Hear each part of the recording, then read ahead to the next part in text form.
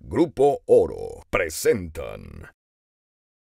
Tenemos que reforzar por instrucciones del presidente los programas de empleo temporal y el Servicio Nacional de Empleo. Es decir, darle una salida a la gente que está buscando trabajo. Y por cierto, aprovecho para recordarles el teléfono 01800-841-2020 desde cualquier lugar de la República Mexicana, 24 horas del día, 365 días del año.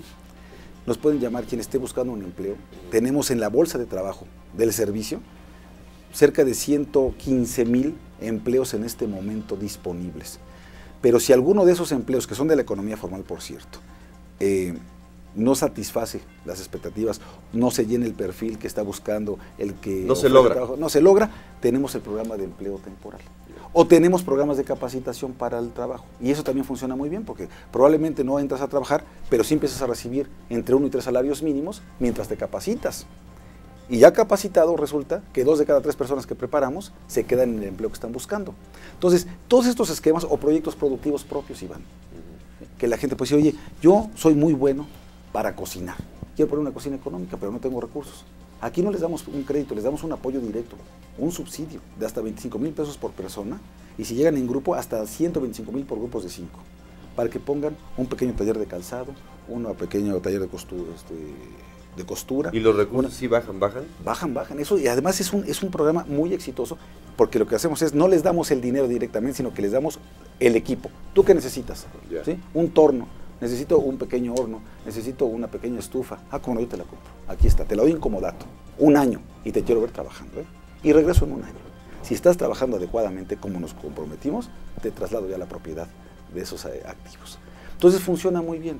Y entonces tenemos todo esto en el Servicio Nacional de Empleo. Pero el programa de empleo temporal, que le dimos una ampliación este año de 45% de recursos, vamos a invertir 2,200 millones de pesos en eso, para beneficiar, habíamos dicho para beneficiar a 250,000 personas, Iván, y yo te quiero decir que lo que anunciamos el lunes de esta misma semana, el programa de empleo temporal ya a nivel nacional, traemos ya 385,000 beneficiarios, es decir, ya rebasamos en un 54% la meta anual, y apenas esto es al cierre de mayo, y hemos gastado 1,200 millones de pesos. ¿A qué vengo a Puebla? A ver cómo está funcionando aquí en Puebla ese programa de empleo temporal, porque están involucrados ¿quiénes? Secretaría de Desarrollo Social, Comunicaciones y Transportes, Secretaría de Medio Ambiente y Recursos Naturales, el gobierno estatal.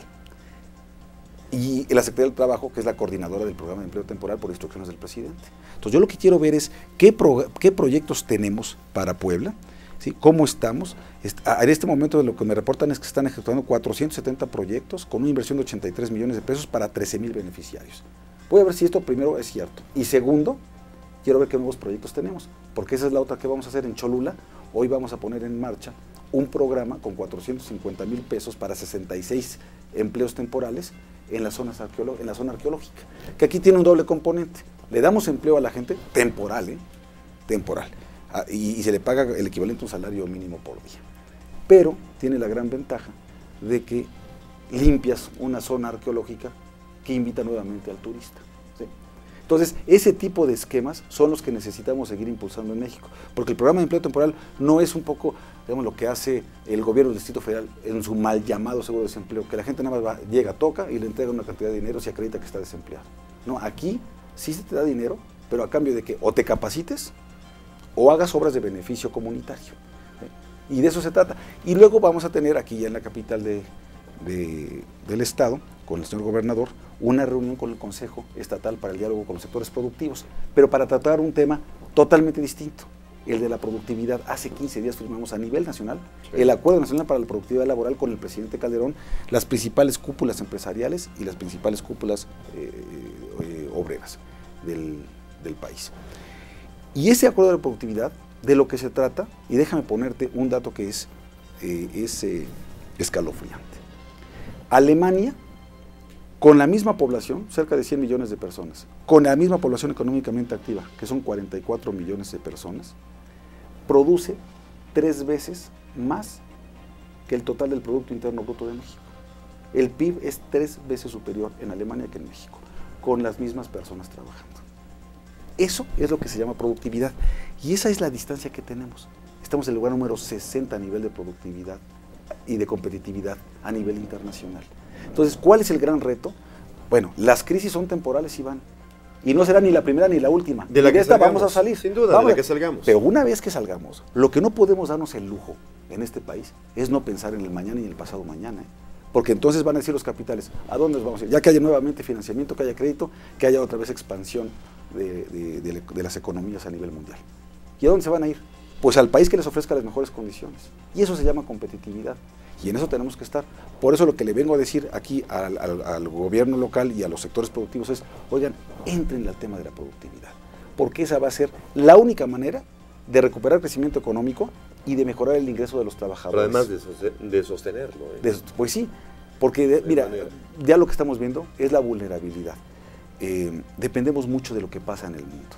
Y debemos cada vez, bueno, yo creo que las dos grandes enseñanzas de todo esto es, primero, que debemos diversificar exportaciones, no depender solamente de lo que nos compren en Estados Unidos. Entonces, quizás el mercado de la Unión Europea es muy apetecible, es muy atractivo, el de la región latinoamericana. Tenemos que voltear hacia estos lugares. Segundo, que debemos reforzar nuestros mecanismos del mercado interno, de nuestra economía interna. Sí. Y no depender tanto ni del precio del barril del petróleo, ¿sí? Ni tampoco de estas otras exportaciones, sino también de nuestra propia infraestructura, de nuestro propio empleo que generemos con proyectos productivos propios. Y de eso se trata, por eso tenemos el Programa Nacional de Infraestructura, además, por eso la ampliación del crédito para las pymes, como nunca antes se había dado. Es decir, de eso se trata. Es necesario, secretario, diversificar la economía nacional. No podemos seguir petrolizados. Bueno, lo que digo. No podemos seguir pensando que nuestra segunda fuente de divisas sean los ingresos que mandan los supermigrantes, sí, legales o no. No podemos pensar que con una influenza H1N1 se colapse la industria sin chimeneas como se está colapsando. Dime una cosa, si eres tan gentil, faltan 30 días para las elecciones federales.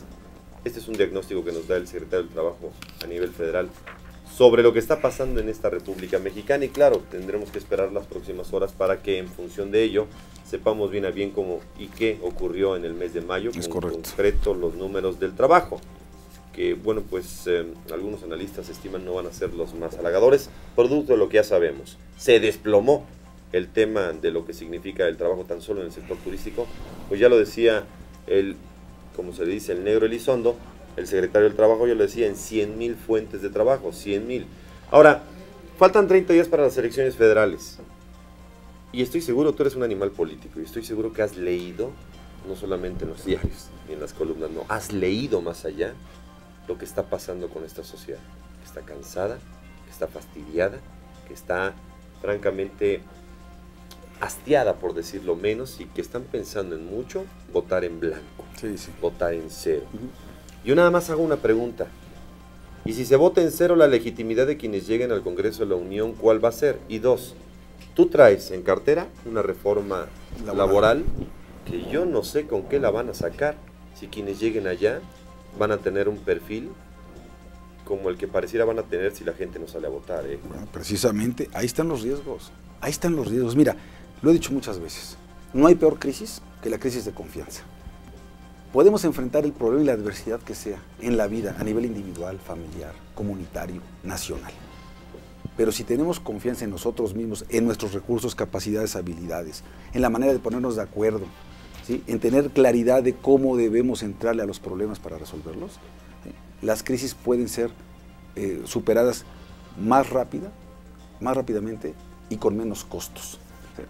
Pero si nosotros mismos nos tiramos al suelo, no nos damos el valor que tenemos, pensamos que ya todo se acabó, que esto no tiene remedio, que la crisis de seguridad, qué barbaridad, mira nada más cuántos muertos, mira nada más lo de la contingencia sanitaria, fíjate la crisis económica. Bueno, ¿y qué? Este es nuestro país. Y aquí están nuestros hijos, Iván. ¿Sí? Y nosotros somos unos privilegiados, todos nosotros, tú, yo, muchos, la mayoría de las personas que nos está escuchando, que han tenido educación, preparación, capacitación, que tenemos la oportunidad de desarrollarnos en la función pública, tú en los medios de comunicación, yo en un gobierno federal. Vamos, sí, pero hay 50 millones que no. Bueno, por eso, precisamente nuestra obligación es trabajar para esos 50 millones que no han tenido las mismas oportunidades que nosotros. Igualar el campo de juego para que tengan las mismas oportunidades de desarrollo personal. ¿Pero qué vamos a hacer si la gente no sale? Javier. Punto número uno. Punto número dos, pensar que otros lo van a resolver. Digamos, el tema de... Nos quejamos, fíjate, la gente se puede quejar de pronto de sus gobernantes. Y entonces ya no voy a votar, porque no me gustaron. Los que sean, ¿eh? En la ciudad, en el estado y en el país. Y ojo, ni siquiera los gobernantes, los partidos. Los partidos y los legisladores. Ok, muy bien. ¿Y entonces cómo crees que va a mejorar esto? ¿Solito? ¿Por la providencia? Esto lo tenemos que mejorar todos los días. Y el instrumento que nos hemos dado los mexicanos, ¿sí?, el menos malo de ellos, porque puede haber otros, la violencia bruta, la correlación de fuerzas que meramente vean quién es el más fuerte, el colapso social. No estamos, hay que apostar a las instituciones y a las leyes, y hay que apostar a la democracia, con sus imperfecciones. Pero yo nada más hago una reflexión. La Constitución General de la República dice en su artículo 35 que una de las prerrogativas de los ciudadanos es votar y poder ser votado.